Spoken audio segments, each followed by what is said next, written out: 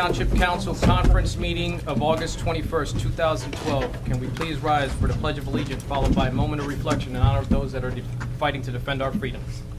I Pledge allegiance to the flag of the United States of America and to the republic for which it stands, one nation, under God, indivisible, with liberty and justice for all. Thank you.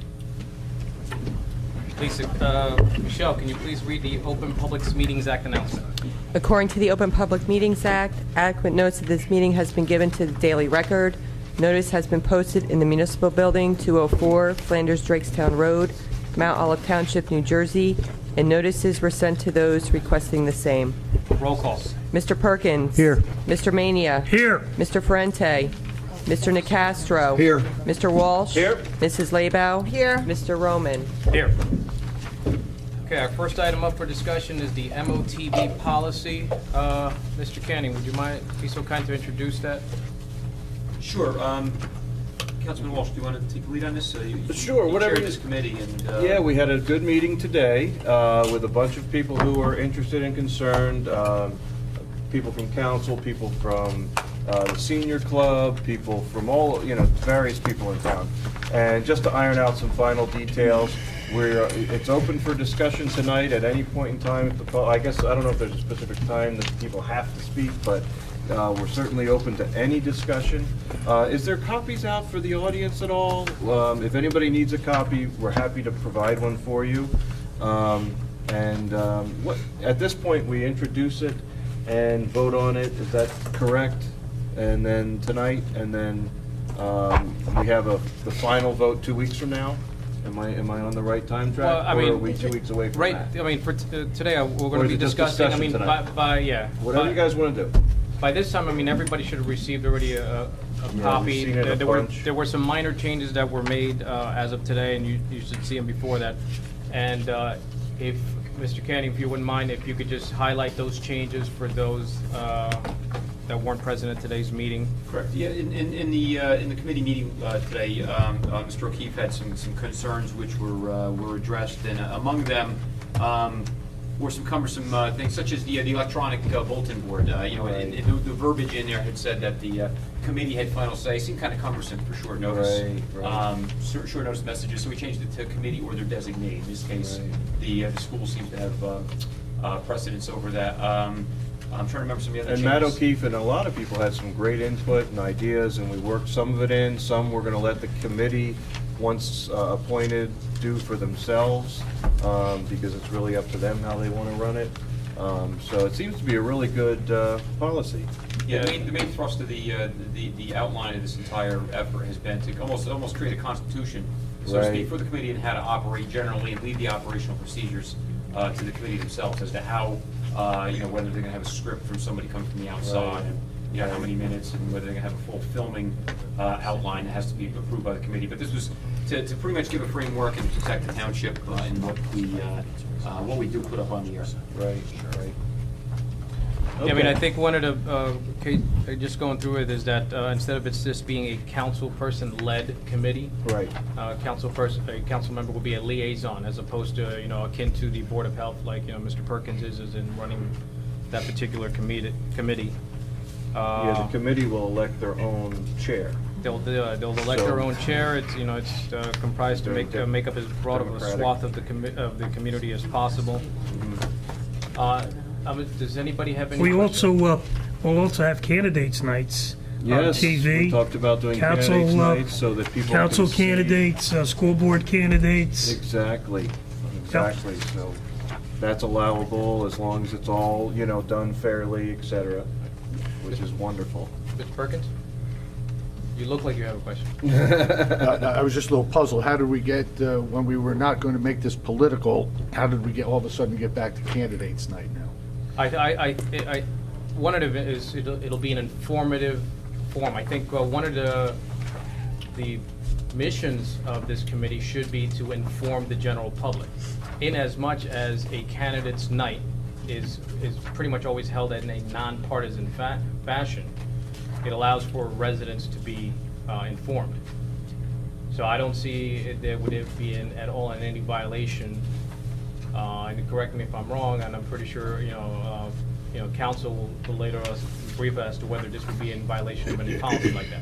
In other words, like, just like when the Chamber of Commerce hosts a candidates night, I mean, this would be something that, we should be able to tape and then thusly air. I mean, I personally, I can understand a debate where we've had the debates at the middle school that I've always been disappointed that they weren't aired. I mean, we get such a small amount of people that come out, but those really are the candidates, and they're being asked some pointed questions typically by the press, questions that I would think the average taxpayer would want to hear. Having candidates, whether it would, and again, we get into where does it meet and where's it going to be held, and it can't be a private place. And if we sit there and we say, well, okay, now I'm going to have the Republican candidates for, governor or for whatever, and here they are, here's all the Republicans, and then the Democrats can't make it to the meeting for whatever reason, do you schedule it again? Is it showing partisanship? At least at a debate, you have the candidates physically. Now, as we've been in enough debates, nobody shows up except pretty much all of us that are elected officials and our friends. Right. Those are the people that show up. The general public really doesn't get an opportunity to see and listen to what we're saying. Now, albeit this entire MOTV, as the mayor has informed me last year, 30% of the entire community benefits from this. I mean, it's, except for the folks that go on YouTube or click onto our website. So, Right, I mean, that's pretty much all the have only access. two places, Right. that they're going to get it. So, Well, I this think it's gotta policy, be more this than policy 30. is also, is not only going to cover the over-air, but also the, website streaming content that could end up being put on the website. And as far as the candidates night, whenever we've had those debates, they were always billed as candidates night. but Yeah, and they were never just really think- billed as a debate. I just think we should be clear, it's kind of like, I don't think that the public, and again, we got a couple issues here. One is we're going to be using at least it's proposed in this policies and procedures to be using taxpayer money, because they're talking about a budget.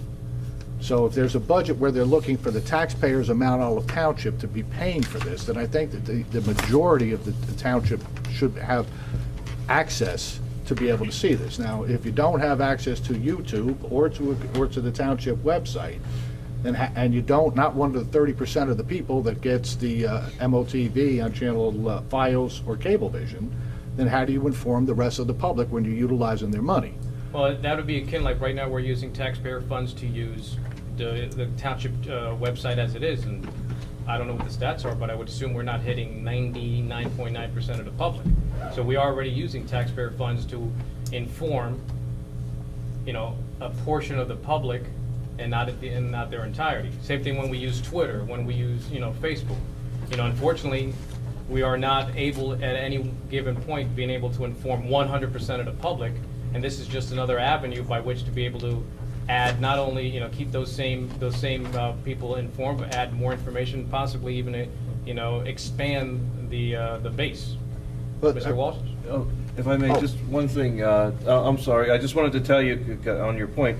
Tonight, this is just a policy, this is not any money. In other words, it's up to the council to, if they want to budget anything, they can or they cannot. This just says if indeed we do, or if indeed we don't, this is the policy by which the station would be governed, if you will.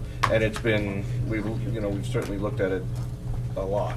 And it can always be changed, so it's not, so I just wanted to bring that up. Yep, I'm sorry. I understand. Thank you, Mr. President. I had the floor. I apologize. It's okay. Specifically, one of the items, and I've gone against the revised one, but program content guidelines specifically says is prohibited if it's an advertisement by or behalf of an officially announced candidate for public office. It's a fine line that you draw if you're a candidate for public office and you have a candidates night. Again, if we utilize the word, I think you would satisfy me, and maybe I'm the only one out of the 6 here that it matters to, but it would sound better in my eyes if you said a candidates debate. Because if we start talking about a candidates night, I've been to enough of those, and it's more of a party atmosphere, and here's what I plan on doing, and we've all been there. If you're at a debate, then it's specific questions about what their goals are going to be, and it's from both sides of the aisle. It comes from the Democrats, the Independents, and the Republicans that are running for a specific office. So I think if we do that, I would be happy. If the rest of the council's happier with candidates' night, then candidates' night is what it is. Yeah, I mean, typically it's always been, the candidates' night has always been our debates. That's always where it's been billed at. I mean, I understand what you're saying. You know, I would not like to see any particular candidate being, you know, emphasized over another. You know, and that's something that, you know, would definitely be addressed internally once the committee is formed and decides to pick content or not. But, I mean, I have no opposition to turning it from candidates' night to, you know, candidates debate, but then of course, you know, where if there's. Isn't that what we were thinking today, candidates debate Yeah, the night? candidates Sure, night. I think that's what- change the name It's always been. You know, it may have been fair to worded wrong, everybody, right? and Everybody Democrats, shows up. Republicans, everybody. And I understand, and again, Change the name that's and we're what good. I just said. If you guys are if you're satisfied personally, and I'm speaking to all of my council members here in the administration, as well as the members of the public that are here, I would feel better if we called it if it's a candidates debate, one that's sponsored by the chamber, whether it's the League of Women Voters, where we've all been there, where you have the opportunity to debate the opposing sides on what the issues of the township are, then I believe, yes, by all means, Alex, I would love to see that aired. But if you're telling me that we're going to have a party at XYZ's Bar and Grill and everybody's invited for a candidates night, I don't really know that that's the forum that we ought to be presenting to the taxpayers here. I mean, I have no opposition either way, you know, either keeping it as a candidates night or a debate, you know, so, you know, however the wind blows on that one. Ms. Layville, you had a question? Yeah, I just want to say that, and I don't know what the new employee handbook's going to look like when it's all finished, but there is a part in our employee policy handbook that says that the employees can't be involved in any political function, so we'd have to be getting somebody else to tape it too. So that's just another sidebar. Like you said, Ray, it opens up a whole bunch of cans of worms. You have to be really careful when it's political. So you got to make sure you're covering all the bases. You don't want to do it. I think it's great that the public would have an opportunity to view those. I've never really considered them a debate. It's just like a candidate's forum, and you know how it is, a question's asked and everybody answers a question. As Joe and I were laughing at the last one because the question was about wind turbines, and it's after a while, it's like everybody's saying the same thing. So, but anyways, we have to really think about the whole thing. I think it's nice that the public would have a chance to get to see their candidates, but we also have to think about the other policies that we have in place. And one other thing I just wanted to say, that if this is going to be done by ordinance, which I think it's, Michael's going to check it out to see, but I have a feeling it's probably going to be by ordinance, I would like to have something added in there that if there are some policy changes, that the committee can make those policy changes, can be done by resolution, so we don't have to just keep doing the ordinance all the time. So if it is by ordinance, I'd like to have that section in there. Mr. Mayor? I don't believe that, and it's just my opinion, it's not necessarily a legal opinion, is that I don't see any reason why this needs to be done by an ordinance.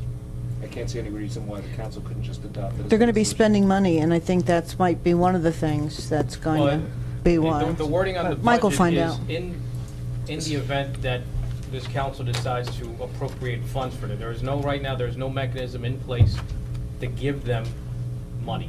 Right. But at least a mechanism is in place that if this council were ever to be so inclined to give them a budget of any kind, you know, it's already, you know, in place. You know, so while, you know, once this committee is established, they can determine whether they either fundraise on their own, you know, or Well, request funds. we have lots of committees, Open Space Committee, SWAC, everything was always done by ordinance, so I'm just thinking, going on history, we probably would, but Michael's going to find out Yeah, for sure. sure. I don't know the answer to that question Yeah. off the top of my head. I could definitely look into it for you. But I don't want to make it cumbersome if it is an ordinance, to make it because as the group starts going, there are going to be policy changes, and you don't want to make it very complicated. You want to make it simple to make the changes. So I'd like a section in there that says that policy changes can be made by resolution. So keep it simple. Just my 2 Mr. cents, Koenig, did you no have change. something earlier? No, my concerns were addressed. Okay. If I can, I think the concerns raised by Councilman Perkins, I think the best way to address it is, I mean, it seems as if you guys are talking about the same type of event, whether you're calling it candidates night or debate, it seems as if you're describing the same event. So I think to alleviate those problems, what I would recommend, and having not been at the committee meeting this afternoon, is just simply define it in the policy, what that is. If you want to call it candidates night, call it that, but define it. If you want to call it debate, call it that, but define it. I think that's the easy fix there. Oh, that sounds like something that you, Mr. Perkins. That he could do very That's well. it. Absolutely. And I guess, Mike, under section, it's 5, 8, it's 9, be under 9I, an advertisement by or on behalf of an officially announced candidate for public office. I think maybe that's the section where you kind of add or define, you know. What except section was for- that, Mr. Perkins? That's under Section 9, nine. 9I. 9I. If an advertisement, that's a Page typo. 5I.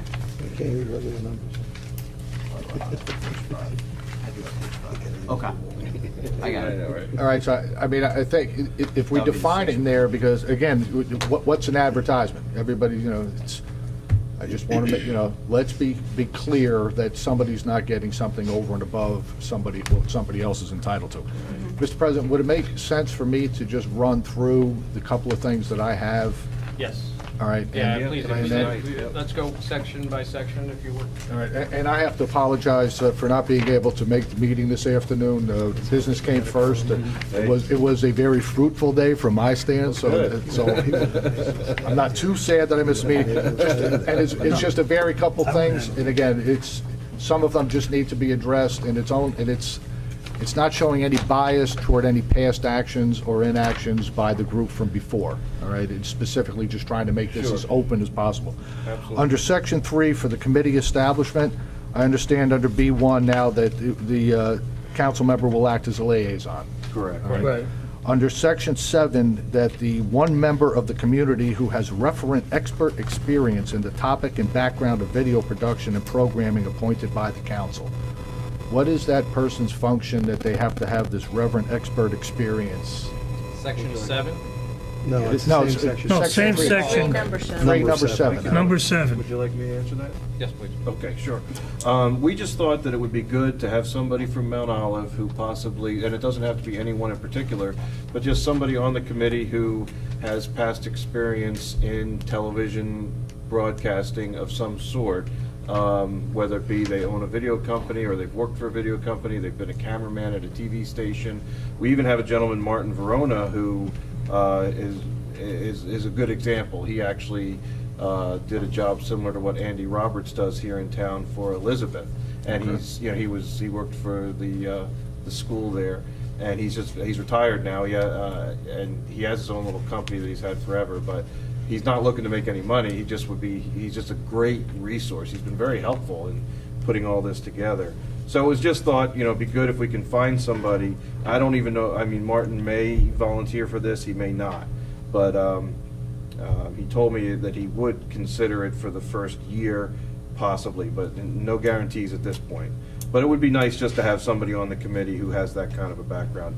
And if we can't get anyone, then we can't get anyone.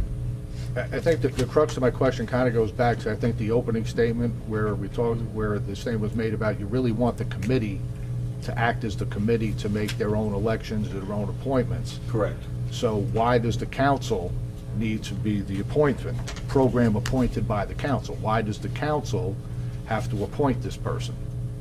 Oh, well, all these people are appointed by council, aren't they? Well, no, Wait a minute. Okay.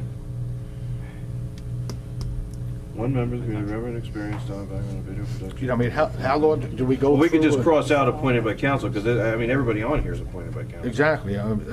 So we really don't need that. It's kind of odd when you have a committee, so I guess what we're looking at is we're gonna have a list when we do our reorganization every year, and there's gonna be this list of MOTB, like there is for the other ones. Right. And it's gonna be, Pat Walsh liaison, term expires, 12/31, blah, blah, blah, then it's gonna list all the other 9 members. So we doing That are away gonna go appointed by through. council? I guess so. It's just a redundant, because it's kind of already up redundant. top, so. Okay, yes, Ms. Slabaugh? all right. Mr. Perkins, if I could just interject on your floor. If we're going to do, we have to really find out if we're going to do it by ordinance, the terms are going to be set anyway, so they're all going to be, not so much appointed, but approved by council. So I think you have a good point that's made, but we'll have to find out the answer to our first question, how are we doing it, ordinance or resolution? Exactly. So that was just a What's point the, that comes into I'm there. sorry. What's the other, like health and all them? What are they? Was it They- resolution or ordinance? No, they were all Ordinance. ordinances. No, They're all everything ordinance, else pretty is much ordinances, ordinance. everything else is Okay, ordinance. so I And then mean, is we- that a problem to do an ordinance? No, Okay. not at No, all. it's just something that you have to know you're going to do that every year. That person's appointed for X amount of, for their term. Everybody- Right. And you would stagger the terms usually at first, so everybody Okay. doesn't just, is up at the same time. Now that you bring that up, I don't see a term. Right, in I this was just gonna policy. say Right. that. Well, most, don't they all say one? No, just one member. Oh, just One one member. member, One not member. 1 year. Not 1 okay. year, They right? gotta No, be that's all 1 staggered. year. So you want to look at terms for these people. I mean, they're going to make the Stagger. commitment, or are you going to redo the same people year after year? And it may, And you look, might, it may yeah. be that way because it depends. It says here, the I hate to officers say that a shall lot of people serve get, for they 1 get year. ambitious at the beginning, and then they get a little disenfranchised That's 6 months officers, into though. it, and they don't want to do it again the next year, and you're kind of reaching out trying Okay. to find people. So you probably want to set a 1-year term at the Right. beginning. Yeah, one's fine. Because you can always change the ordinance and make the terms longer. Yeah, if it becomes cumbersome or something. Okay, 1-year And there'll be a term. lot of changes over the first couple of years, I think, because whenever you do something new, you're gonna have changes. All right, so then we go to section 5. All right, the rules and regulations be established by the committee. I'm assuming that'll be within some timely fashion, after maybe the first quarter. And we don't need to put that in here, but it's a question. The proposed budget is into us by November. The rules and regulations, I'm just trying to go against the other one. I'll be quick, guys, there's hardly anything more. No problem, no, take your time. We already talked about, again, the committee is series that's approved. Under section 9, it would be letter L.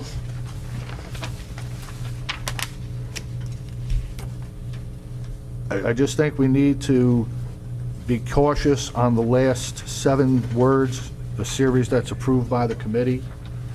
What's it, did you say Which section section? 9? Section 9, Letter what? letter L. Page 5. Where's L? It's on page I don't have an 5. L, but. He's saying it would be L. Oh, it would be, oh, so. Oh, there is an L. There is an L. Where? I don't have Page an L. 5. The revised one was incorrectly lettered. L. All right, so if you look at the We all have revised different one, I'm you'll see the seeing 2 eyes letters. there, that's right. Yeah, I don't have an L. Oh, So it's actually letter I I on your see. revised one. Yeah, I see, under revised. okay. Oh, I see what you're saying. All right, so if you look down, Oh, these letters are messed up. again, you got, not a problem, it's a committee or an MOTV educational program, period. A series that's approved by the committee, that was where we got an issue before. I don't want to have that issue open again. I don't sway from it. Okay.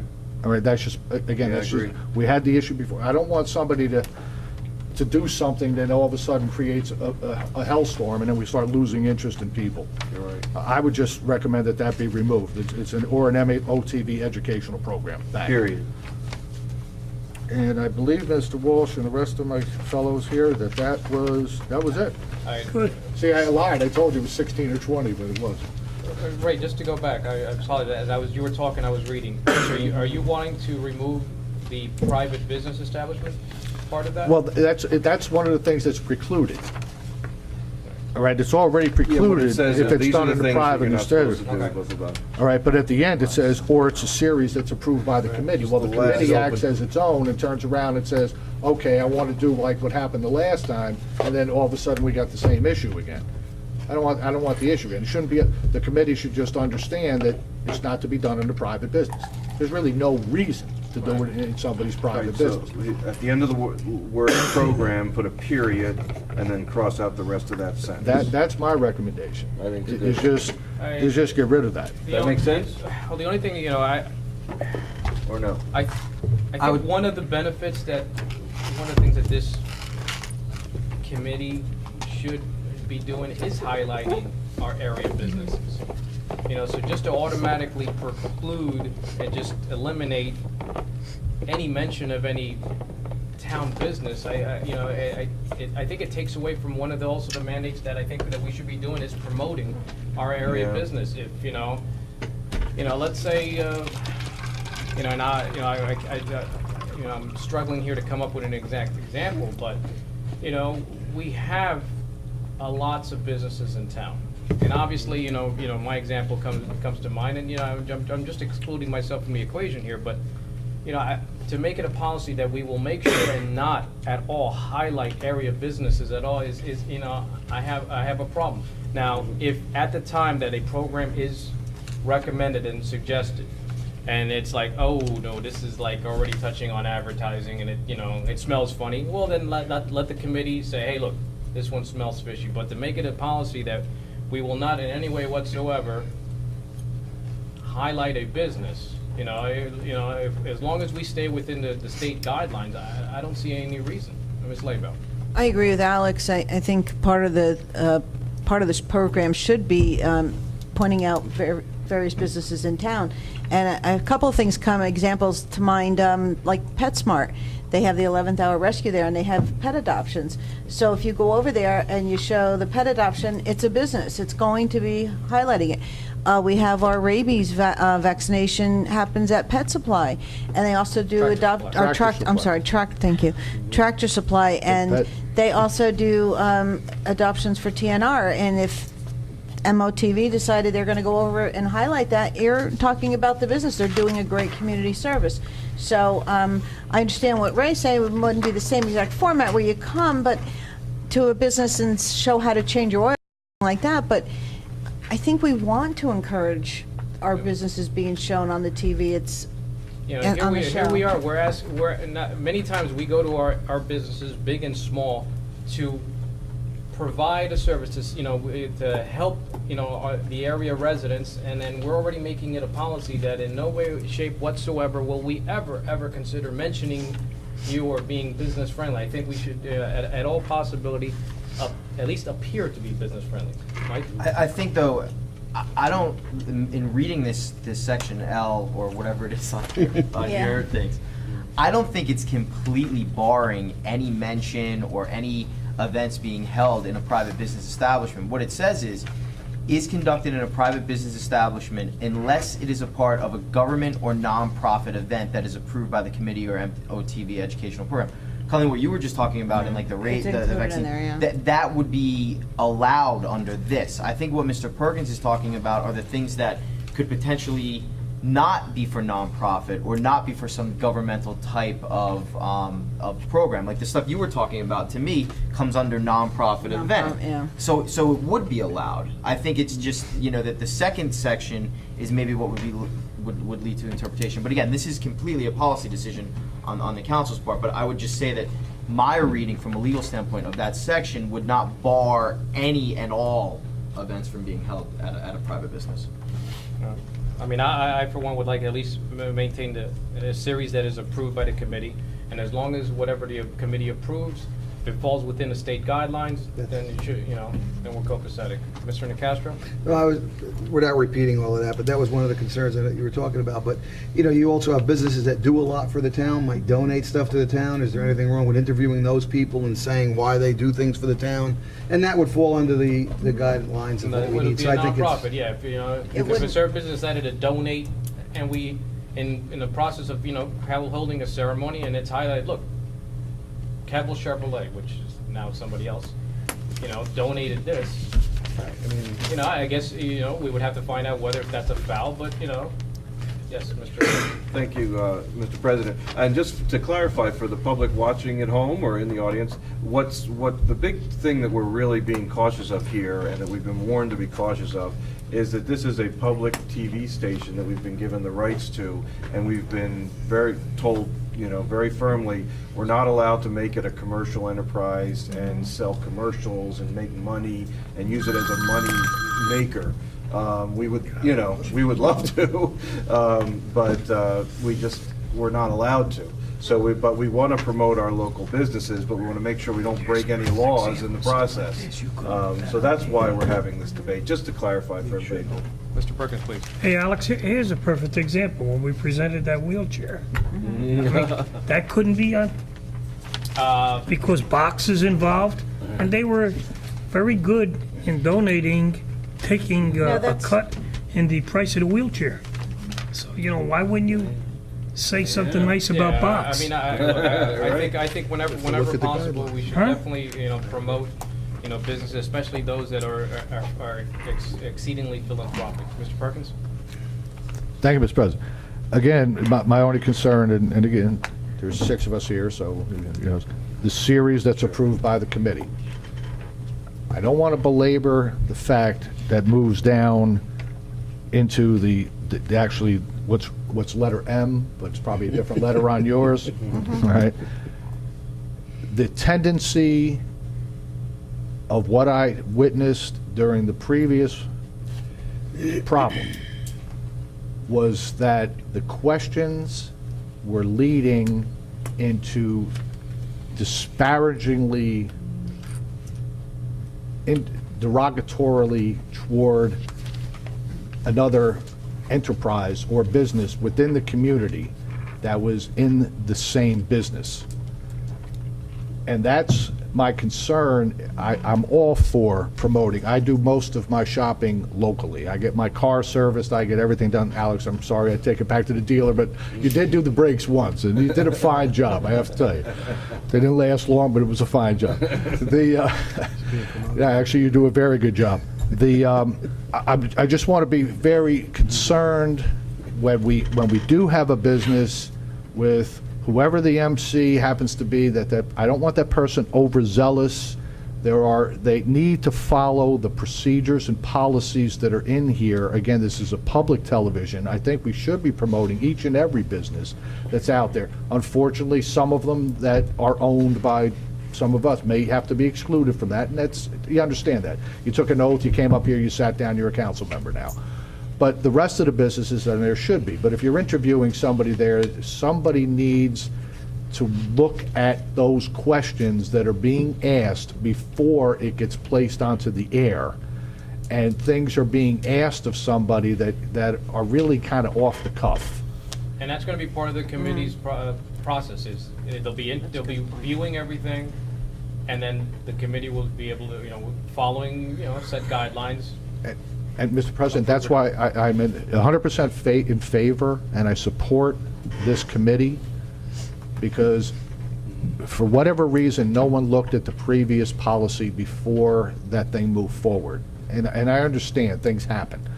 I don't want us, as the legislating body here, to be put into that situation again, where people that put hard time and effort are discouraged and then walk away because they did something that there wasn't a good policy to follow. I think this policy covers it extremely well. There was just a couple issues on there that I think we should have talked about, and we did. Other than that, I think the committee and Pat, you know, and Alex, you guys have done a great job along with Sean, and I think we should move forward with it. But I agree with Alex. Every business should have the opportunity to be on here. By the way, Alex, I think you owe Mr. Perkins a thank you for promoting you on TV. What a good job you did on the brakes. They're still on the car, too, so that's good. Is there any other questions on this policy? All right, so Mr. Agriello, I'm assuming you'll check to see whether this can be, more than likely this will be an ordinance. And I'll address the other concerns from council. If someone could just email me tomorrow the most up-to-date policy. I mean, if the letters are incorrect, I'll clean all that up when I get it back. There you go. as well. The one that you emailed me, that's the most up-to-date one, correct? I will be firing my computer after this for the lettering, I apologize. So that's not the most up-to-date one, I'm guessing. Yeah, I can email you again, but the lettering, there was. And Mr. President? Yes. So we'll have an ordinance for the next meeting, is that what we'll do? Probably won't be for the next The meeting, first because you have to reading? advertise, you know, put it Oh, on there. okay. So it'll be a, The first reading could be the next. However you Yeah, want we'll to It do could be the next I'm one. just First trying reading so can be that the people next know. meeting. Administration, yeah, if that's- administration puts it on, then Then it'll there we be go. on. I look forward to seeing it on the next, We next will meeting. forward it ASAP. All right. Get Okay, something we're by on Christmas. to surplus emergency lights. Mr. Cannon? Yes, we were approached by the New Jersey Forest Fire Service for some excess inventory we had. Namely, we have 6 old rooftop lights which were slated for auction. We have another round of auction coming up in September that we'll be bringing to council. The New Jersey State Forest Fire Service is looking to see if we would transfer to them this property for free or for a nominal donation of $1 or less. You know, I guess I give this to council, whatever your wishes are on this. In benchmarking, there's not a whole lot of roof lights out there on Gov Wheels currently. I found a lot of 14 of Wheelan light, those are the strobe light racks you see on the police cars. There's a lot of 14 out there for $159 that are currently, so it's entirely up to this body here. What is the potential revenue if we were to go out to auction with those? No, there's a lot of 14 out there for $159 for the total lot, so potentially half that, $70, $80. It all depends on the auction. So wait, we're Auction talking time, one, place, and one buyer. set of emergency lights? No, that's for the entire lot of 14. Oh. $159 is what's being asked. I think Currently, we have 6. Donate it. I'm pretty sure we could donate we're them, okay I to think. Donate that. I kind of had that feeling, but I wanted to get your sense of it. So you want $1, in right? opposition to Nominal dollar. foregoing the possibility of 70 some odd dollars in revenue? Right, We'll need the nominal dollar for the notary. Yeah. right. Okay, then I will notify the Forest Fire Service if it's okay with you guys. Yep. That's good. No problem. All right, we're on to resolutions. There are 9. Does anyone have any questions, comments, concerns? Mr. Perkins? I just want to bring, for the first resolution on the Medicaid services, that's for our flu vaccines. For whatever reason, Obamacare makes you have to do, I guess, electronic wire transfer, which is something that we were not set up for. We tried to do it by check and other ways, so this resolution now authorizes that to go forward. We get about $23,000 a year back from Medicaid to pay for those vaccinations. So this is something that had to happen, otherwise we never would have seen it. But thanks to Mr. Obama, this is what it is. Thank God for him. Does anybody else have any other questions or concerns? Nothing. Okay, we're on to ordinances. There are 2 ordinances. Anyone have any questions, comments? Okay, we're on to our first old business. Anyone have old business? Want to bring it up? Ms. Laymout? Thank you. All of you have a copy, we all received a copy of an email from Mr. McVicar. Hopefully I'm saying his name, McVicar, is that how you say it? I'm sorry. And he had a concern about background checks for coaches, and I'm assuming also anybody who's involved with our Little League, our children recreational sports, and also any accounting checks on their accounting and the money that they bring in. So he was just wondering why we don't have policies in place. Some of us who've been here for a while, we've discussed this several times in the past, but I just figured we'd throw it out there and talk about it and see, and I guess the mayor wants to start off. Mr. Mayor? I responded to this email directly. As you know, we do not provide any funding whatsoever to the sports groups, no organized recreation. At one point in time, we did provide them with some funding, and at that point, we had required them to provide us with financials related to the portion of the township dollars that we actually provided. I can tell you, Ray, we've been sitting up here for better than 10 years. How many times has the background checks come up? Numerous times. And it's not a simple answer because there are privacy rights that are concerned, and we have actually made the decision that we leave that to the sporting organizations at this point in time.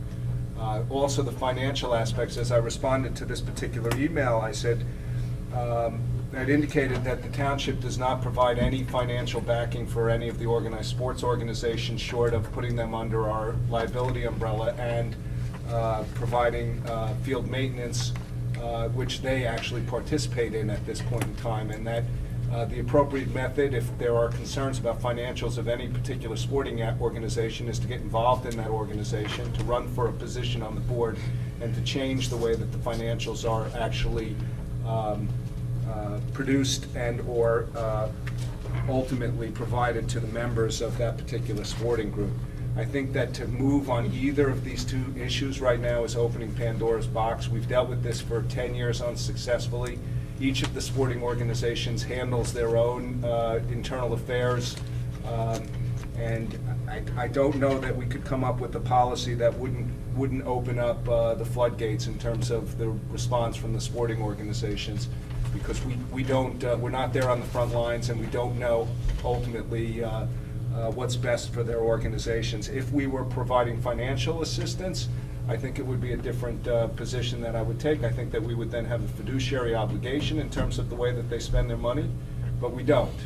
And they are quasi-entities. They are not run by this municipality, and I really caution everybody in terms of where they go on either of these two issues. All right, well, I guess let's first address, let's start first with the background issue. I mean, I think it is, if we leave up to the sports organizations, and, you know, generally most organizations are going to take the path of least resistance. And I think it would be, and unfortunately, my memory does not serve how much this issue's been brought up and how much has been discussed with, but I think it's a responsibility of this body to at least come up with a policy by which background checks and make sure that the safety of our minor residents are protected. You know, and whether if it's a case of privacy, then it could very easily be a situation by, it's the coach or volunteer applies directly to the police department, and then the police department, either gives a yay or nay, and without the sports organizations ever knowing if they were declined as to the reason why. So, I mean, I think this is something that, yes, it's been discussed over on the Rec Advisory Committee, and it just never made it out of there as far as a recommendation. And just because it's never made it out of there, I don't think this is something that we can just let it, go. Mr. Nicastro. One of the questions I have is, obviously, with today, the way things are, we understand why this person is asking about these things. The question is, what's the responsibility of the township? If something does happen and we did not act, are we still liable? Obviously lawsuits or anything would be, The answer to that question from a legal standpoint to me is how, if at all, these sports groups are in any way connected to the township. Now, it sounds as if from what the mayor said that they're not. That Right. you're not Under giving... our policy, our insurance. But besides being under your insurance policy, you're not providing them with any financial assistance. Right. What other connection? To me, it sounds as if they're separate organizations. We still qualify them as quasi-entities. Yeah. And They use our township fields, Okay. we advertise for them on our township website.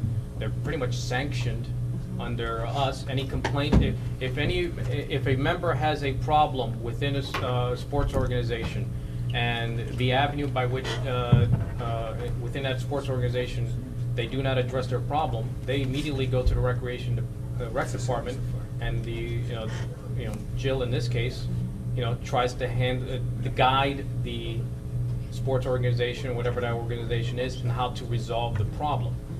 So, I mean, they are intertwined, with us. and we also take all the registrations and. For a good portion of the organizations, we process their registration for them. I mean, if there is some legal separation, I mean, it might be just legal at best, but within the eyes of the public, these are township, programs. Again, I would have, before I can give you a firm opinion, I would have to look at specifically how these organizations are set up, because it sounds as if I'm hearing different things. I mean, I know you're saying one thing, the mayor is saying the other. I'm not certain as to whether or not they are considered a part of the township. If they are, it would be easier for you to do things like this. But if they're not, I don't think you can force them to run their programs in a certain way. I'm sure if, and I'm not recommending this be the policy, but if we were to say, hey, look, you have to have all your coaches have completed background checks, we can very easily say, look, if you do not comply, you don't get to use the fields. I just want to bring up one Ms. point. Labelle.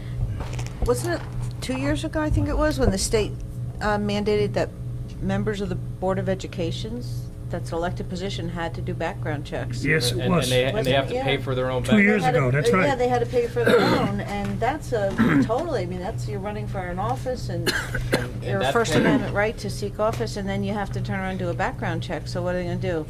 Not allow you to, this is a very touchy subject. I think that all the stuff that's been in the news lately, people do have this concern, they do ask this question, and nobody's saying or suggesting that anybody is doing anything wrong, it's just that you never know what's gonna happen in the future.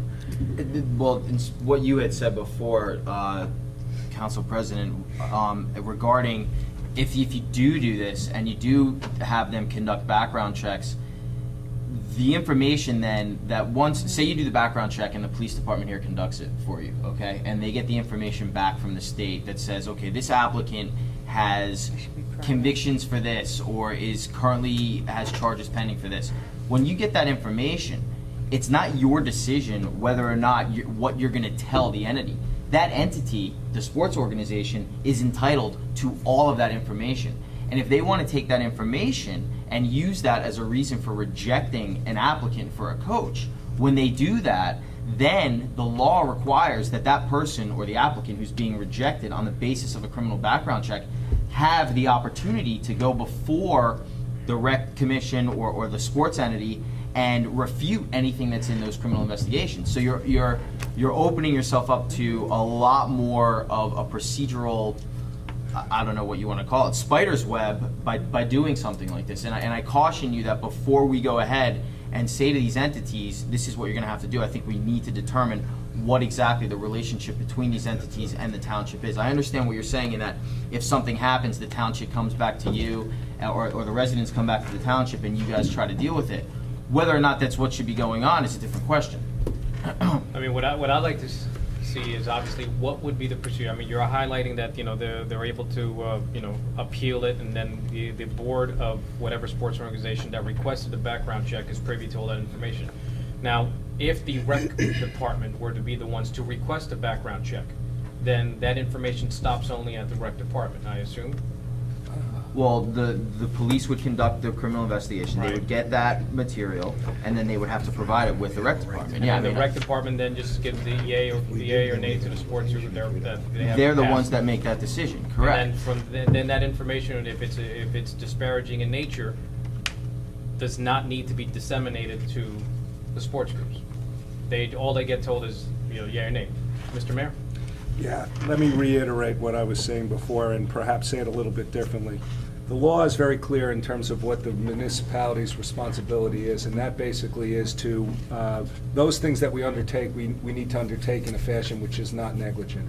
Those things which we don't undertake, we don't necessarily have liability for under Title 59. Because we have an allocation of resources, defense, we can't do everything for everybody. And while I agree that background checks would be a great thing to protect our kids, it's not necessarily an end-all and a be-all to the issue. There are many, many issues. Who's going to pay for the background checks? Are you now adding an extra cost to the municipality, or are you adding an extra cost to the programs? How are the programs going to react to that? Who's going to maintain the information? What happens when the information is leaked out? What happens when Social Security numbers are not maintained properly and all of a sudden somebody's credit history is being affected by it? What happens to the coach who ultimately is thrown off?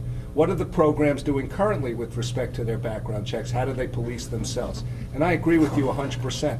They are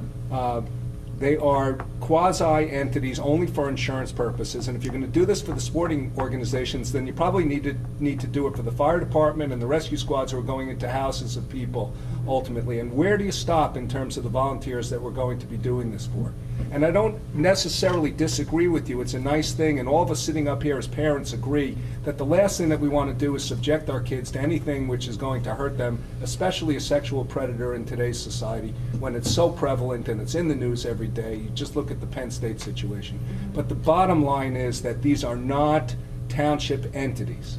And ultimately, we are opening up Pandora's box in terms of where you're going with this. And while I think perhaps the prudent course for this council to take and my office is to reach out to the sporting organizations at a minimum and say, we believe that it is an important policy procedure that there is a background check of some kind to ensure the safety of our children who are under your control. We'd like to know what your club does in this instance. We'd like to know what your club is prepared to do in this instance so that we can further analyze this issue.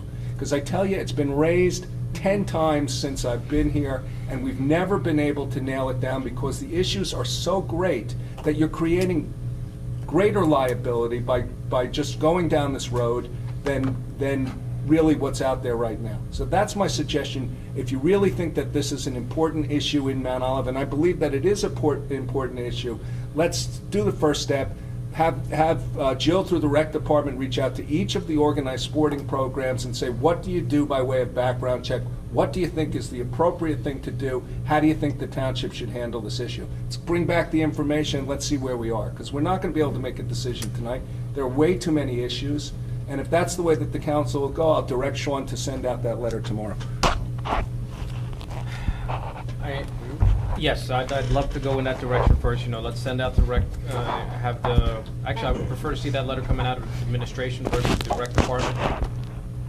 The rec department is administration, so that's where it's... Unfortunately, it's kind of treated a little bit different when it comes from Jill's office versus, the mayor's office. It's going to come out of the rec department because that's the appropriate procedure for it to come from. And just the same that if I had a health issue, that I would expect that it would go through the Board of Health. That's the channel that it would necessarily go through, and we can pick it up from there. And if I need to usurp the recreation director at some point in time, I will do that, but we're not there yet. And then the other issue I would like, at least if your office can take care of this, is kind of what would be the mechanism by which we were to do this if we were to go ahead. That way we can inform, everybody here on council as to if we were to go that route, because you just highlighted a couple of issues as to what, would be the legal pitfalls that we might face. So if there's anything, at least, that you can, quick memo or something like that, it can tell us what the legal pitfalls, because I think up here, maybe not all of us are aware of what we might be stepping on. Well, I think the mayor raised pretty much all of the legal pitfalls that I could think of. I'd be happy, to work with Fred on putting together a memo in that regard. But I think, the best position right now that you guys should take is what the mayor said, is gather information from these people, suggest it to them, and then maybe they'll do it on their own, and you won't even have to do it yourselves, and you'll avoid, the Pandora's box, as the mayor put it, of all the issues that may arise out of it. But I'd be happy to put something together for you on that basis. Does anybody else have any questions, Ms. Laybow? I just want to say, Rob, the mayor brought up a lot of really good points, and possibly a suggestion would be maybe if somebody volunteers for a coach, if they just have a letter of recommendation from, family, or not family, neighbors or something like that, that would, that could be just something that's kind of minor, not real super drastic, but.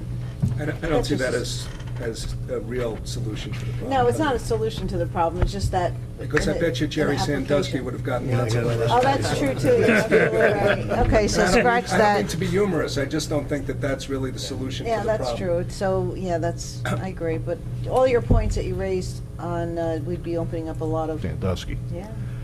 So if we rely on the friendship and relationships that one coach may have with someone else who he knows, that person, he may or may not really know what that person's doing in the background. And if that person does do something like Paterno did, he may just turn his back and walk away. So I don't think that's ever going to be, I understand what you're saying, like it's nice to have a letter of recommendation, that somebody we think this person's good, he's clean, he or she is of great moral standards and blah, blah, blah. That's all great. But I think the recommendation the mayor made, let's get back to the rec folks. Tell us what you think you want to do, because the issues are being raised, and in today's society, it may not be the worst thing to have background checks done. What's their proposal to get this? Ms. Laybow? One reason why I suggested it in my defense is that, like when somebody goes for a gun permit, like my neighbor's gone a couple times, and the police sends out a letter, they have to give a name of people, and you fill it out, and they ask you very specific questions. So that's why I was suggesting it, but then you're just adding more paperwork and more time, and I think the group should handle it and decide how they're going to do it, and it is very costly to do the background checks, as we know, and that was one of the big pitfalls we had before. You're already asking people to volunteer their time, but we do want to protect our children. So it's a tough one, all the way around. Do we know of any towns in Morris County or New Jersey that conduct background checks on those coaches? Is there any way to find out? I'm sure there are lots of towns that do. And I'm sure that those Jill towns are would know. run differently than our town is, in terms of the way that the sporting organizations are separate and apart from the municipality. Right. Because, obviously, we're not paving new ground here, and somebody's already been there before us, and they have, I'm assuming, come across these same situations and have found a way to resolve them. So, is this something that the clerk's office can do? Jill will have that information, Alex. Jill knows that already. Sean, could you ask Jill at least to find out if she's aware of any other towns that currently conduct background checks on their volunteers and coaches? Well, I think you need to add to that, you need to find out how their program works. You gotta compare it apples to apples, it's gotta be the same as Mount Olive. Am I correct? Yeah, there's certain, I think, like Montville, I know is run directly out of their township. They're not the way where we're set up. Well, then, yeah, I mean, in that situation, then it would be something easier to do, but, you know, as at least as the mayor keeps saying, it's different here. So I think, as was just pointed out, you know, if you're gonna compare other towns, you gotta make sure that you're comparing it to towns that run their sports organizations the same way Mount Olive does. Exactly, or else the comparison's worthless. Otherwise, it don't work. Yep. Okay, well, this leads us into the other issue, which is the sports financials. You know, again, another subject that has come up numerous times, you know, as to whether do we have a mechanism in place to require sports organizations to provide detailed financials, not just to the township, but the reason this comes up is they do not provide them easily to their membership. There are certain organizations that, you know, actually provide detailed treasurer's reports at every meeting, and some, you know, on a ask basis, and then others just patently refuse to provide it to their membership at large. Is this something? Then obviously it goes back to whether these are whether being a quasi-entity allows for us to enforce or make a policy to have them provide their membership with detailed financials and/or us. You know, this is something that I guess we need to find out also. Mr. Nicastro? Just the question then comes back to the beginning. We're saying quasi-entity, not entity. Are we or not responsible for anything with them other than, I understand what you're saying, if that's the case, Mayor, then we're not. It's a separate entity altogether, and we can suggest things to them based on what we want, but we can't demand things from them if they're not part of our entity. And are we or not? Because I'm hearing it, and I'm not, you know, I'm just hearing both sides saying, yes, we are, we're not. Do we have an obligation? Do they have an obligation to us? Does the town have part of that, you know? You can do whatever you want. I mean, as far as to me, I don't know. as far as obligation, I mean, we obviously provide them with insurance coverage, and you know, their membership is comprised of, you know, our residents. So in one respect, yeah, we are, you know, we should look out for them, Mr. Mayor. I think you're over-legislating. You know, the issue with respect to background checks is something completely different than providing financials where we don't provide any money to the sporting organizations. I assume, based upon the fact that we provide benefits to the sporting organizations, that technically we can tell them that we need them to do whatever we want them to do within the bounds of the law. And that, you know, in order to be provided with coverage under our umbrella, they need to be able to provide financials to their membership or whatever. But I think you're going way far afield of where you want to be, because ultimately you can legislate that we need to be involved in some fashion in who's coaching what team, to make sure that there isn't any decisions made that are necessarily based on bias. And you could just go on and on and on and on. And I see a great distinction here between the background checks, which obviously I see as problematic, and going the extra step requiring financials. Again, these organizations have bylaws. To the extent that financials should be provided to their membership, the membership has the right to amend their bylaws to include same. They don't need this council and my office to get involved in their financial aspects. Again, it's different when we provided them with real financial dollars, because we had a fiduciary obligation with respect to the dollars that we provided to make sure that they were being spent in accordance with what our goals were and what the law provides. It's different now. We don't provide them with money.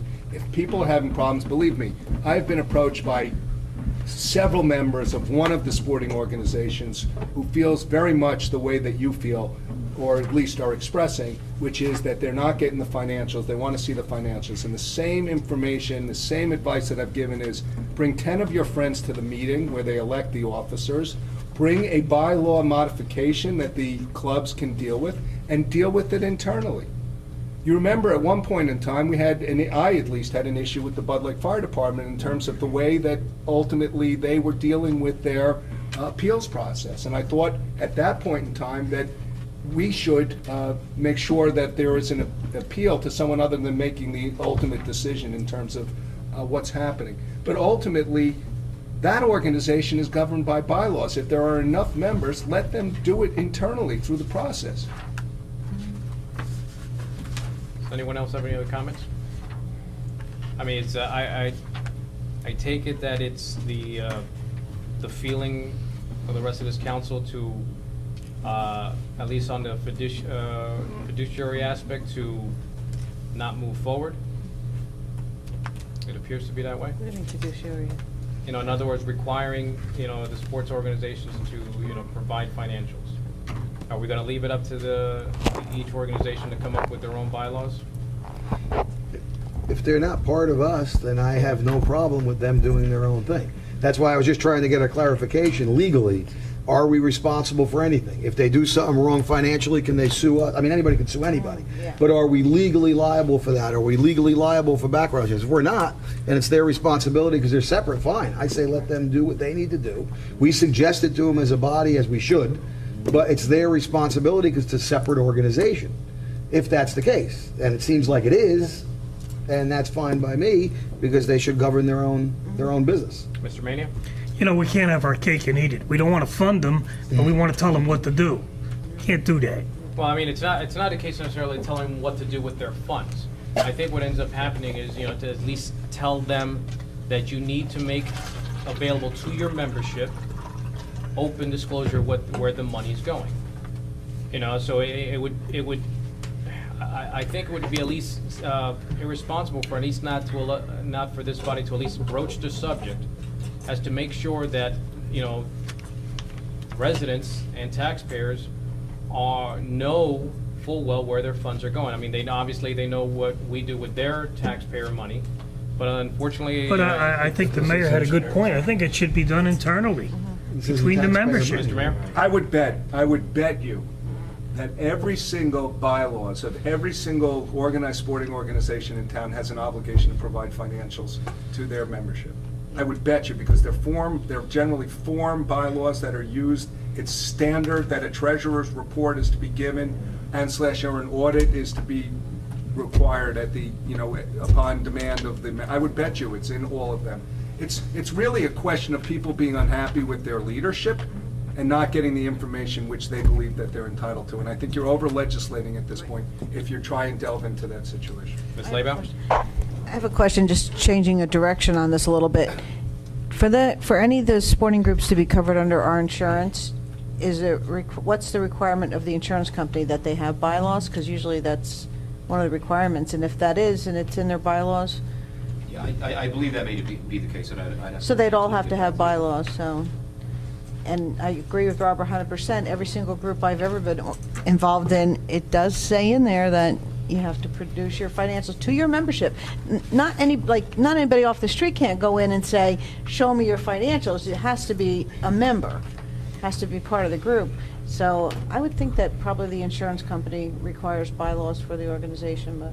I could look into it Yeah. and verify that for you. And if they all have it in there, I agree with Rob 100%. I think, Alex, we don't want to over-legislate. We don't want to tell them what to do, and they need to do it internally with their groups.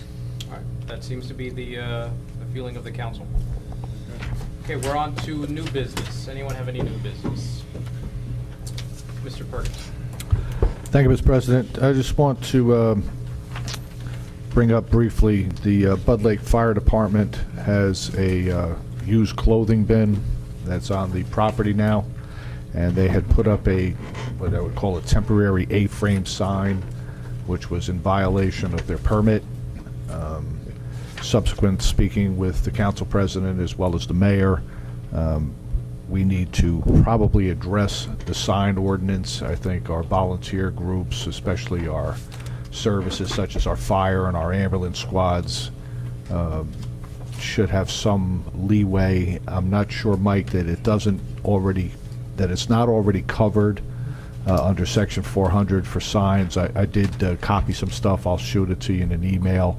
I think they may be covered under public buildings, that they may be considered a public building. I'm not sure. I think they are. But be that as it may, if that's not the case, they've been granted permission to leave the sign there temporarily.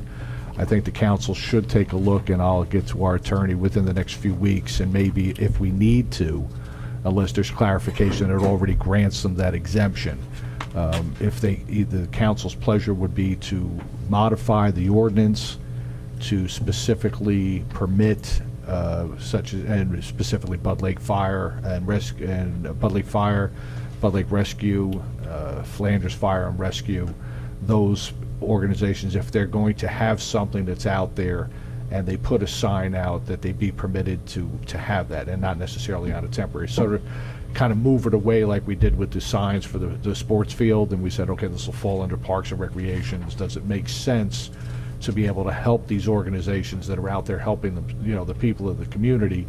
And any money, obviously, that they raise, with luck, reduces the amount of money that they come here every November asking us for. I don't think it's going to be anything tremendous, but there's Not gonna two pay other. for the ladder truck, right? No, but there's two other options. I mean, obviously, the other two options are to go back to the planning board and ask for a variance, which they're well within their rights to be able to do. Or the third one would be to add it to their existing sign where they advertise for bingo and all out in front of the building, and then to just add the verbiage down as long as it's within the same sign and it fell within the same square footage requirements. So there are three options open. So once I send everything off to Mr. Dorsey's office, then we can get it back, and then I think, Mr. President, we can then make a determination of, do we want to modify the ordinance to help these volunteer groups, or do we say, look, go back to the planning board or put it on the sign? Yeah, I mean, obviously, I would definitely be inclined to, that if it does not fall within the purview of our current ordinances, to make any amendments or adjustments as to, allow them, a much easier access to advertise their wares. And I think, Mr. President, and you and I agree, I mean, we'd have to address, unfortunately for Bud Lake, because they're both right there on the highway, there are some restrictions with signs. You can't have things that move and kind of flash around because it distracts from drivers, attentiveness. So we understand that they would still have to fall in that. But if they're going to do clothing things, they're going to stick something out, does it really hurt if it's one of these groups to have that out there? And if we need to modify the ordinance, Mr. President, I think we should. And if not, then we'll go down the other path. But give us another 2 weeks, and Mike, I'll have something to you probably by tomorrow. Ms. Leyba? I was just going to say, with any sign, you just want to be concerned, as Ray brought up, that it distracts the drivers. Otherwise, I wouldn't have a problem with it. Or I don't know where the bin is now. Kevin's out there. If you just parked it in the front and put a big banner on the side of the bin, I mean, that just sort of takes off. Yeah, I mean, they had a difficulty finding a good location that fell within the current zoning variance. Oh. And I think all parties interested are pretty much satisfied where the location of that bin is. I think it's a Yeah. great idea. I think it's a wonderful idea. It's a good way to raise funds, and certainly we want to help them out with the sign placement. And Colleen, it's not like, and again, our zoning people, everybody's doing a great job, but, we're stressed out. We got a lot less people with a lot more things to do. You can't drive down Route 46 and not see a bunch of signs and bins and stuff that are well in violation. So if we were to go after everybody, it's just unfortunate that it ends up being one of our volunteer groups, one of our, public service folks. That's probably what was the worst part. But everything was resolved. The mayor's office is on top of it and aware of it. So from the administrative standpoint, again, thank you, Mayor and Sean, for working together with us. And we've granted them a temporary reprieve until we can get this resolved. Excellent. Anybody else have any new business? Okay, Sina, we're on to our first public portion. Does anyone from the public wish to be heard? No. Seeing none. Can I get a motion to adjourn? Motion to adjourn. So moved. Second. It's been moved and seconded. All in favor? Aye. Anyone opposed? You gotta squeeze one in there. Tough to get them. Okay, at this time, I'd like to call to order the Township Council public meeting of August 21st, 2012. Michelle, can you please read the Open Public Meeting Act announcement? According to the Open Public Meetings Act, adequate notice of this meeting has been given to the Daily Record. Notice has been posted in the Municipal Building, 204 Flanders Drakestown Road, Mount Olive Township, New Jersey, and notices were sent to those requesting the same. Roll call? Mr. Perkins? Here. Mr. Mania. Here. Mr. Ferrante. Mr. Nacastro. Here. Mr. Walsh. Mrs. Laybow. Here. Mr. Roman. Here, let the record reflect that Mr. Walsh is present, but is currently outside the purview of the chambers. We're on to approval of previous minutes. Mr. Perkins? Yes, Mr. President, I move for approval of the August 7, 2012 workshop, closed session, and public meeting. Second. It's been moved and seconded. Roll call? Mr. Perkins? Yes. Mr. Mania? Yes. Mr. Nacastro? Yes. Mr. Walsh? Yes. Mrs. Laybow? No, you have to Correct. abstain. Point of order, Oh, Mr. Walsh is abstain, I'm absent. sorry. Abstain, yes. Abstain. Mrs. Laybow? Abstain. Mr. Roman? Yes. Okay, we're on to correspondence. There are 37 pieces of correspondence. Does anyone have any questions, comments? Okay, seeing none. Okay, we're on to ordinances for first reading with a second reading of September 4th, 2012. Okay, the next item on agenda for first reading is ordinance number 27-2012 entitled, an ordinance amending section 1 of ordinance 34-2011 of the Township of Mount Olive in the County of Morris, New Jersey, finally adopted December 20th, 2011, in order to amend the source of funding. Mr. Mania? Thank you, Mr. President. I move that ordinance number 27-2012 be introduced by title and passed on first reading, and that a meeting be held on September 4th, 2012, at 7 p.m. at the Municipal Building, 204 Flanders Drakestown Road, Bud Lake, New Jersey, for a public hearing, consideration of second reading, and a passage of said ordinance, that the clerk be directed to publish, post, and make available said ordinance in accordance with the requirements of the law. Second. Been moved and seconded. Is there any council discussion? Seeing none, roll call? Mr. Perkins? Yes. Mr. Mania? Yes. Mr. Nacastro? Yes. Mr. Walsh? Yes. Mrs. Laybow? Yes. Mr. Roman? Yes. Okay, we're on to, for first reading, we're on to ordinance number 28-2012 entitled Bond Ordinance of the Township of Mount Olive in the County of Morris, New Jersey, providing a supplemental appropriations of $50,000 for the acquisition of a ladder truck for Bud Lake Fire Department, and authorizing the issuance of $47,500 bonds or notes of the township for financing part of the appropriation. Mr. Ferrante? Mr. Walsh? I move that ordinance number 28-2012 be introduced by title and passed on first reading, and that a meeting be held on September 4th, 2012, at 7 p.m. at the Municipal Building, 204 Flanders Drakestown Road, Bud Lake, New Jersey, for public hearing, consideration of second reading, and passage of said ordinance, and that the clerk be directed to publish, post, and make available said ordinance in accordance with the requirements of the law. I'll Second. second it. Been moved and seconded. Is there any council discussion? Seeing none, roll call? Mr. Perkins? Yes. Mr. Mania? Yes. Mr. Nacastro? Yes. Mr. Walsh? Yes. Mrs. Laybow? Yes. Mr. Roman? Yes. Actually, I'm just noticing here, in our supplemental, we have ordinance number 28, titled differently as it is on our agenda. Am I correct in reading that? 20 is... Matching that. I need, I guess, Okay, so So- what is 27? 27 is being entitled what we just read for 28. Okay. Right, hold on one second. So if it was read into the record the way then all we have to do is change the numbers on our reverse them. supplement. I think you have to redo it, don't you? Okay, so 28 is the ladder truck. 27 is. Yeah, the way I read it was The way we 28 read was it- the letter, it was the ladder truck. It's the way it is appears on our agenda. Yes. Yes. But it is 27. Yeah, it's reversed. It's It's reversed. reversed. Yeah, reversed. Can we publish if, Just reverse the numbers. the numbers should be reversed, so since we haven't published yet, can I change it when I Just send for to the paper introductions, tomorrow you for should be legal able to change notices? Yeah, so you want me just to move that we change, or change, Yeah, switch do the we need to numbers? put that on the record? Well, the way I read it was, I read it the way it was on the agenda, the way it shows up in Right. our supplement. I guess all we have to do is just change the numbers. I'm not sure you even need to do that, because we Yeah. just agreed to put it in for first reading. So you put it in as the way it was, the way it was adopted. There you go. Okay. Okay. Right, so that 27 should be... 28. 27 should be it should be the way that it is written on the agenda, the way it was read into the We record. read it. Change it here. 27 should be the funding, 28 should be the fire truck, and There you you just, the only difference is in the handouts that everyone got, the numbers were Right. wrong, and it's irrelevant.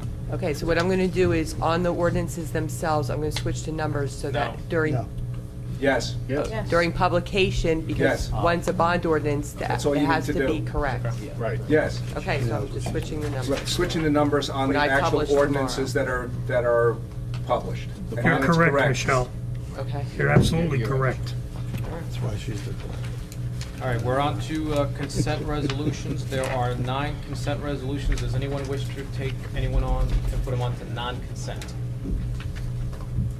Okay, seeing none, Mr. Nacastro? Move resolutions 1 through 9. Second? It's been moved and seconded. Does anyone from the public wish to be heard on any of the consent resolutions? Seeing none, any council comments? Okay, roll call? Mr. Perkins? Yes. Mr. Mania? Yes. Mr. Nacastro? Yes. Mr. Walsh? Yes. Mrs. Laybow? Yes. Mr. Roman? Yes. Okay, we're on to motions. Mr. Mania, would you move the bill list? Mr. President, I move the consent motions, bill list number 1. Second.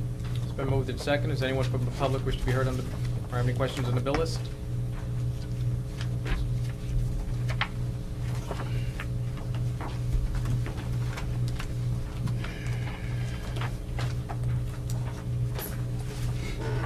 Nelson Russell, Bud Lake. Several years ago on the bill list, I picked up a expenditure of $1,000 for a chair for the police department, which I questioned. I'm now looking on page 4 of the bill list, and I see Montague Tool and Supply, $3,702 for miscellaneous supplies. Do we have a dollar limit on miscellaneous supplies? I mean, we could put a fire truck under miscellaneous supplies. I do not have that answer off the top of my head. I'll have to get your contact. I'll pull up the whole PO. There are a lot of miscellaneous supplies in this bill list. Hopefully, I can get the whole PO for you before the end of the meeting. I'll try to. Thank you. I think it reduces transparency. Good point. Thank you. Thank you. Can I just respond to that for a second? Yes. By the same token, I don't necessarily disagree with you, Nelson, but by the same token, if we were to, the POs are available to anyone who wants to look at them, so you can obviously look at, and I understand that not everybody has the time and the wherewithal to come up here. But if we were to list every single item that was on a bill list, you would end up spending more in employee time. So that, I'm sure, I don't know what's on the PO itself, but I'm sure that, you know, if you're talking about buying staples and paper and all of that other stuff, you know, there's got to be a balance between what's actually shown on the bill list and what's on the POs. Oh, I recognize that, Yeah. but I think we can get a more, you know, we're talking about the July electric bill for something. I mean, we can get a better explanation than miscellaneous supplies, I think. Yeah, suppose it said something paper, staples, and there was a description in terms of what was purchased in there. Is Right. that what you're looking for? Huh? Yes. Okay. Yeah, thank you. We'll raise it with Sherry. Hey, Ms. Laybow? I just want to say, Nelson, when I do my taxes, when I have my business, I would break everything down, like toner, cartridge, paper, pens. My accountant turned around and said, "You don't have to break this down. It's just miscellaneous supplies." He's like, they don't want to see that, just miscellaneous supplies. So on a business standpoint, I had to do it the same way. But I was, like you were saying, I was breaking every single thing down. Bought 5 pens, bought staples, bought paper, and, Well, I'm not saying, yeah. I think there should be a dollar limit. You have They to do. go to the There is. podium. Miss- You have to go, You gotta, you have to go to the you gotta go to podium. the podium if you want to be heard. There is in the budget, there's a line item, there's a certain amount, there is a dollar limit that they have in the budget for miscellaneous supplies, and they can't go over that. Is that correct? Mr. Canning, did you have a answer to? Well, I have, it doesn't necessarily answer Nelson's concern, but I do have the answer in terms of what that particular invoice was for, and it's DPW. And it's for things such as safety cones, work gloves, cotton gloves, safety vest,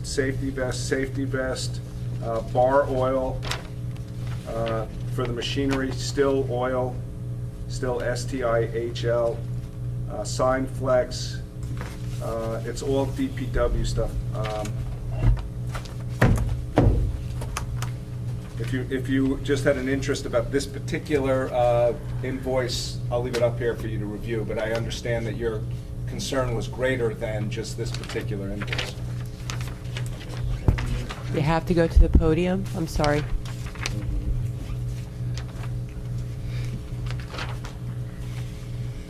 We should just always. From the bill list, I can't even see that it's for DPW, because I don't know the charge account, your general ledger account codes. I understood your overall concern, and we'll address it. Okay, thank It you. wasn't necessarily invoice related, it was transparency issue. It's transparency, I understand. yes. Thank We'll- you. We will try to address it better. Okay, does anyone on council have any questions on the bill list? Okay, seeing none, it has already been moved in second. Roll call, please. Mr. Perkins? Yes. Mr. Mania? Yes. Mr. Nacastro? Abstain from check number 62060 and yes to all other. Mr. Walsh? Yes. Mrs. Laybow? Yes. Mr. Roman? Yes. Okay, we're on to administrative reports. Mr. Kenny? Yeah, Mr. President, if I could, I'd like just follow up on that. The reason why it's not so clear under DPW, this was paid for out of the Clean Communities grant. So on the heading of the bill list, you look further at the top, Yes, it says clean. federal yeah. and states grants, and this is actually a grant not paid for out of your local tax dollars. It's out of a grant that DPW Director Tim Quinn is able to get. So he's able to offset some local expenses through the Clean Communities grant. That's why you'll see. It is a little confusing because of the small print on the way it's just the way the system prints, the admin system, but it's under the grant section. So the fifth or sixth line down, you'll see to address your question, and at the end says Clean Comms, which is Clean Communities grant. So it was grant paid for.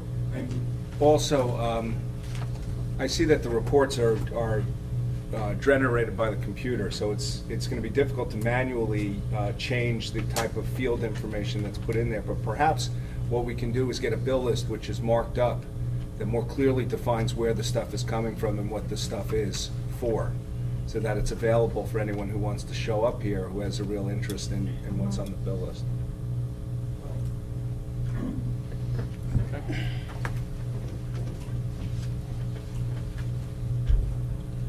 We have situations where expenditures are split between different entities, like the Bud Lake sewer system as opposed to the Flanders sewer system. Yes. So the fact that it's one invoice doesn't mean it can't be split up into multiple line items. I understand that, and I don't think that the solution is so simple to get a form that's going to answer the questions which you've raised here today. But we'll look at it and see what we can do to better educate the public in terms of what the bills are on the list. I don't mind minor thing, but $3,700 is an awful lot of miscellaneous. Yeah, I understand what you're saying. We're going to look at it and try and address it. I got your point completely, Okay, thank you. and I don't disagree with it. Okay, anything else from administration? I'm sorry? Anything from administration? Yeah, we have a bunch of stuff. We've been busy. Fire away. Thank you. I hope all of you at this point have had a chance to go up to Turkey Brook. There are major things happening up there.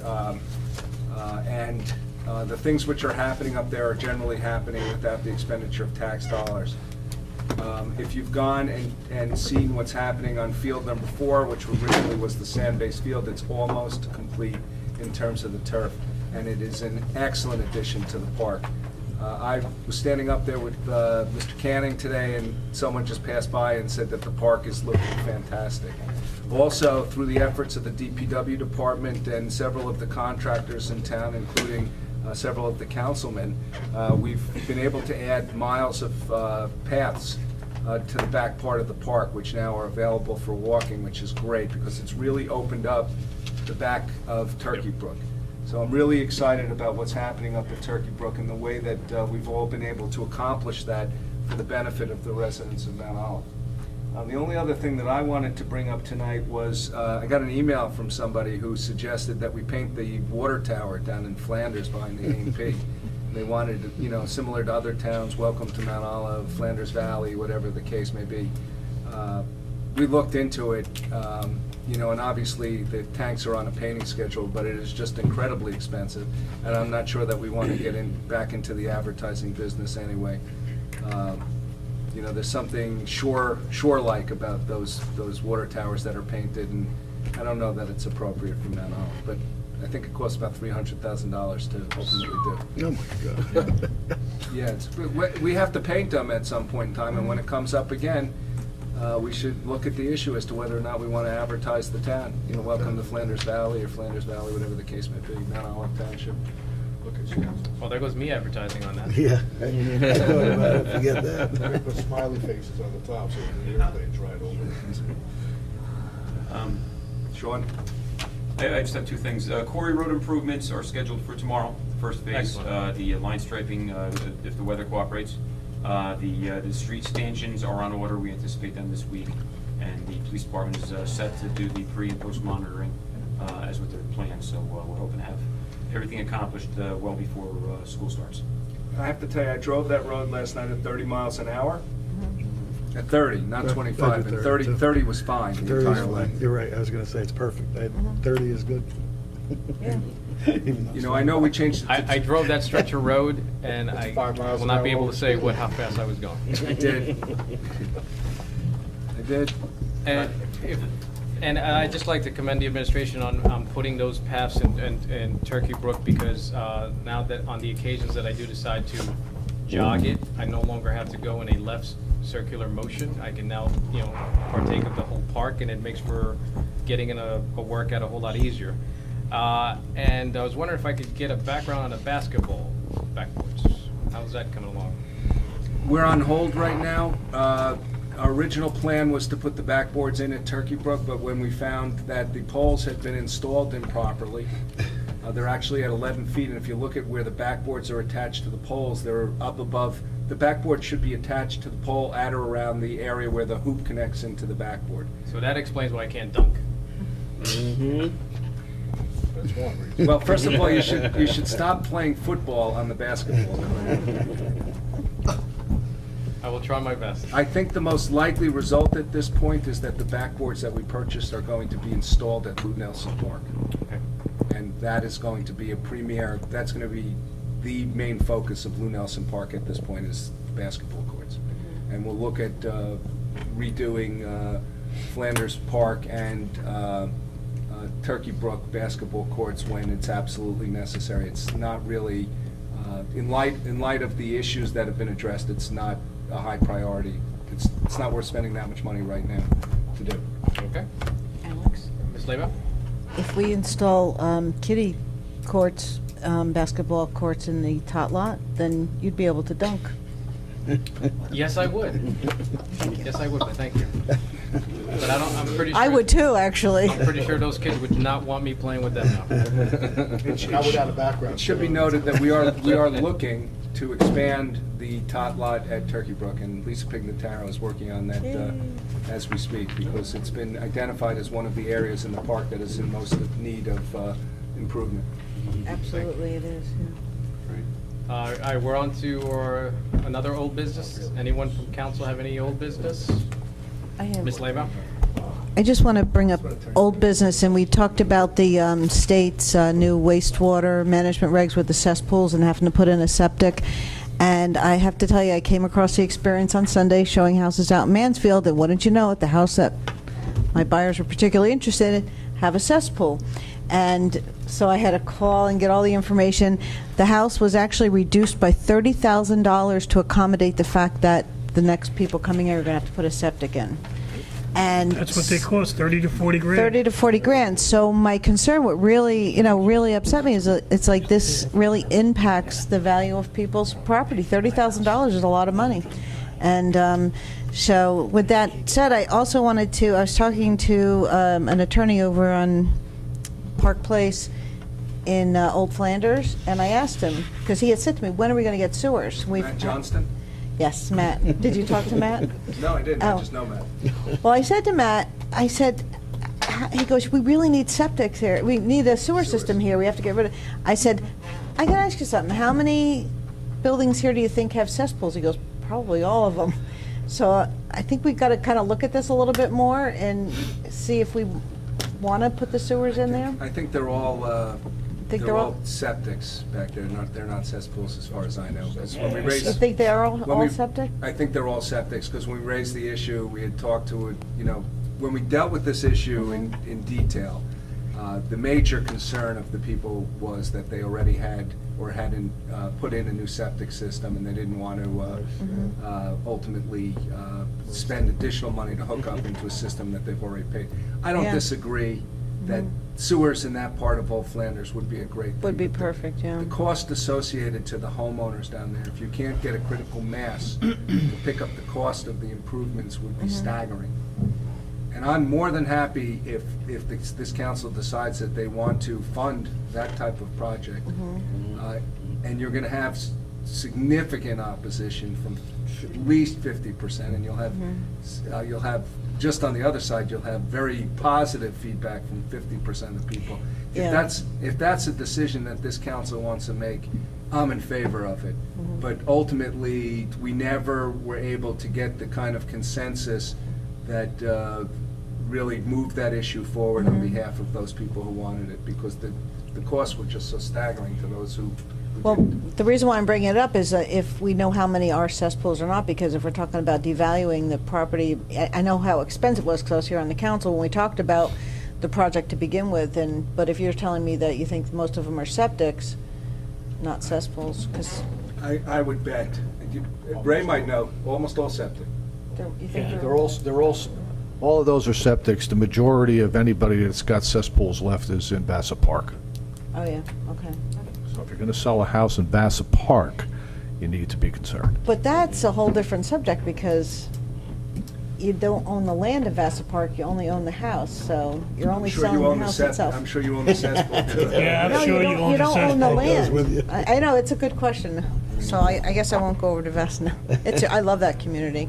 Anyway, so that way, I just wanted to bring that up because I was really surprised that here I brought it up to the council, and then lo and behold, a month later, I was like faced with that problem. So it was like, oh boy. Does anyone else have any old business? Any new business? Legal matters? I have none. Okay. All right, we're on to council reports. I have nothing for recreation. Board of Health, Mr. Perkins? Nothing to report, Mr. President. Legislative committee? Nothing this meeting. Okay. Planning board? No. Do we know when the planning board will be looking at the affordable housing application? Is that still far ahead in the calendar? Yeah, not yet. Not yet. You're talking about cobblestone? Yes. Mhm. We are a long way away from. So there's not even been an application started, I assume? No. Okay. No, in fact, we met with one of the homeowners today who had been to the council meeting, Chuck McGrarty, and with Dan McGuire from Homeless Solutions to start getting out some of the information related to what the process would be, what Homeless Solutions is all about, what they're looking to do, to address some of the concerns about the procedural aspects, and everyone will be notified who has been here and has expressed concerns as to the next steps that are going to happen in the process. And we are, how far away would you say we are from any planning board? It's so far out in the future, I don't know that I could give you an estimate right now. All right. Fair enough, thank you. Okay, anything for Board of Education? We'll have, next meeting is this coming Monday, so I'll have something for the next How much are meeting. they selling the building for, I Okay. don't know the price. you know? I'll find out. Open space, Mr. Rante is not here for Lake or Library. Safety Committee, Mr. Nicastro? Nothing on safety or economic. On the safety committee, you had, last time you had spoken about the discussion did start about Old Wolf being a one-way. Correct. Did that get turned down? Is that something that? No, we didn't have another meeting yet to discuss anything yet, so I think that quarterly, so we won't be meeting. All right. Anything for economic development? I'm sorry, Mr. Perkins. Thank you, Mr. President. Joe, one thing I recommend is a lot of times you're better off sending an email. Okay. Send an email through to Fred and the other chiefs and captains, because you get that mass email from the group. Send them out an email posing the question. A lot of times that puts it on their agenda, because typically if you're only meeting once a quarter, Right. it'll be Okay. a while before that comes back, and that way you can at least get them thinking on it with some thought process into it. Okay. And you'll get some responses back. Thank you. Thank you, Mr. President. Thank you. Okay, economic development, Nothing, nothing. senior citizen, Mr. Mena? Seniors had a meeting today, and they served ice cream sundaes. Unfortunately, I wasn't able to attend. I really wanted to taste one of those ice cream sundaes. But my mother enjoyed it. Did she? Had a great time, my mother and she's one of the champions on the shuffleboard, so. How about bocce? She play bocce? She don't play bocce. Okay. She's Polish, not Italian. It's the other side of my family. We It's can Italian. teach Polish people to play bocce. First, they have to pronounce it. Pride Committee, Ms. Laybow, Nothing to report. and TNR? TNR is actually, I have to say that last year, 11 months ago, one of our foster cats was moved to another foster home temporarily while the original one was on her honeymoon, and the cat got out the window, and they did extensive searching trying to find it. It was very distressful. His name was Xander. He was one of the poster cat kind of, and all the mail that they sent out. And they searched everywhere. So after a few months, just figured, we're not ever going to find Xander. Well, lo and behold, last week, Xander was trapped by animal control clear across town. And so one of the requests that TNR had for our animal control officer was to take pictures of the cats, which Mr. Canning is working with us. And their point being that sometimes owners can match up their cats and much easier from a picture than from a description, because one might call a cat gray, one might call it another color, black or whatever, so that it makes it very difficult. But pictures are really good, and it was through this picture that they took and posted that the group was able to recognize, and they ran right over and got them, saved the township $60 in boarding fees. And so we're trying to get that set up where we're taking pictures, like say if say you had a cat and your dog and your dog got away, you'd send a picture to the town, they'd upload it, and this way if somebody sees a dog, and same thing if one is captured and brought over to Golubs and you see, oh my God, that's my dog, and you can run over. So pictures are much easier. So this was just a perfect example on how, like they say, a picture is 1,000 words. I mean, you can have any description you want, but you don't match it up from the description, but you do from the picture. So that was pretty exciting. That was a really nice, positive thing. Mr. Kenny? If I could add to that, TNR's been in touch with me through that. It was through the iWork system they were able Yep. to see it when Willie had done it. It's part of our protocol. He uploads the photos, and TNR, who has access to that, was able to see it right away.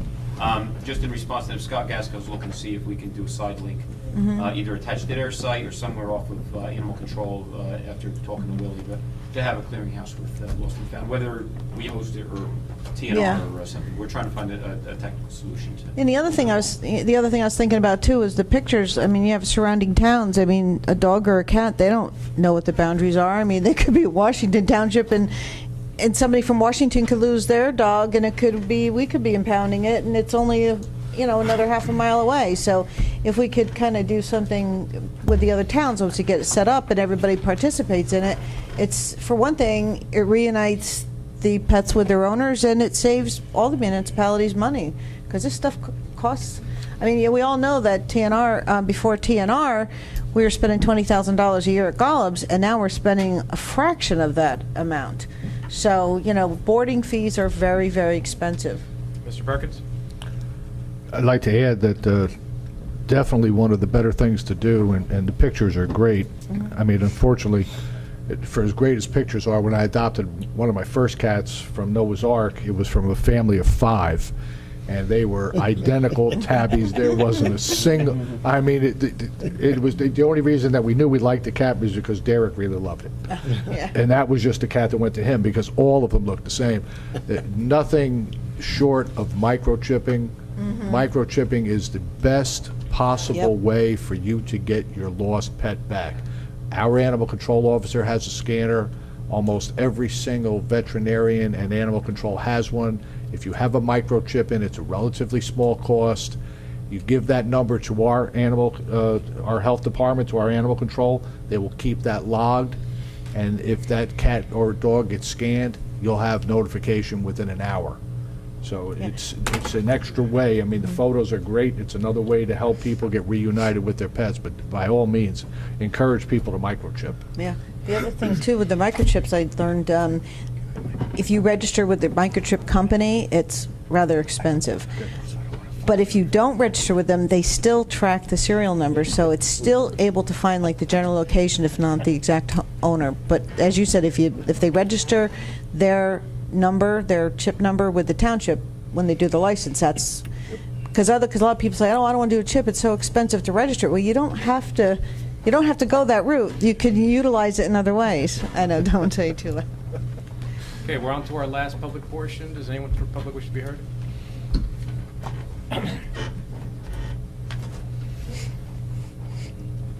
Ned McDonald, Bud Lake.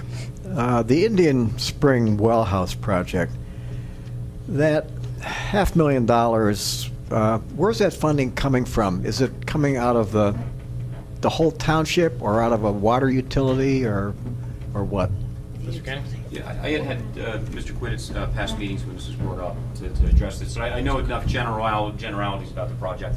Apparently, this started back about 2007 when Mr. Quinn recognized the need at Indian Spring. That the structures there, there's two of them from what I understand. Again, I'm not the expert in this, but there's two structures which are failing, and the internal plumbing, I guess, has to be redirected or you know, what have you there. The funding from this comes from the water utility, and this project has evolved from 2007 up to 2012. So we had a meeting on this prior to the July bid, and it's gotten to the point where it is a $500,000 project. Myself, Sherry, and Mr. Quinn met with Timmy about this project, saying, okay, you know, is this the bare bones? Is this absolutely necessary? Because I recognized it to be a large expenditure as well. And yes, he said absolutely. This water system is vital to continue to provide water service and clean water for that area of service. So if you want in the future, I can have Mr. Quinn address you, or we can stop up like we normally do. But when he was asked directly, this comes from the water utility and is absolutely necessary for the continued safe operation. That it's two structures going to be knocked down and one in its place that will cover the entire. But it is 100% from the water utility, not from the general residents. Yeah, it's from the water utility, from what I understand, from the bonding that Sherry has done. Again, I can confirm that for you with Sherry, and I'll get back to you. Okay, thanks. You're welcome. Okay. All right. No one else from the public wish to be heard? Okay. We're on to closing council comments. Mr. Perkins. Thank you, Mr. President. It was just one quick comment for everyone. It was a sad week last week. We lost one of our residents here, Mr. Roy Hildebrandt, from Iona Farms, 48 years old, passed away, lost his fight with melanoma. If memory serves me correctly, that was the first farm here in Mount Olive Township that we got the farm grants, the farm assessment grants for. That will always remain a farm. I think he made the first application and we awarded that. I believe that was the first farm. So tremendous loss, fantastic family, wonderful place. For the past 26 years I've been going there. You know, we petted the wolf dogs when he had those, and we used to take our family that came up from the city to see the horses. So it's always sad to have someone that's that known in our community pass away, especially at such a young age. I would ask everybody to please remember him and his family in their prayers. Thank you, Mr. President. Thank you. Mr. Mania? None. Okay. Mr. DeCastro? None. Mr. Walsh? None. Ms. Laybow? None. All right, and as the mayor approaches, I'd like to commend the mayor on a well procedure. I understand everything went well. Still here. No ill effects from his procedure. I was really hoping that his voice would have taken a hit, but Yeah, I didn't call him because I didn't think he could talk. sad to say, he is still able to speak. And That's so kind of you. Sad to say, you're still able to. That's so kind of you. I do what I can with the limited skills God gave me. And then, yes, as far as on the Hildebrandt, it's definitely a sad occasion when we lose anyone in our community, especially at such a tender age. And the Hildebrandt family have been around Mount Olive since way before I stepped foot in this fine township. I personally know the children, and though they are a resilient bunch, I'm sure they're feeling the loss, and let's all hold the family in our prayers. And with that, I'd like to entertain a motion to adjourn. So moved. Second. Been moved and seconded. All in favor? Aye. Anyone opposed? Meeting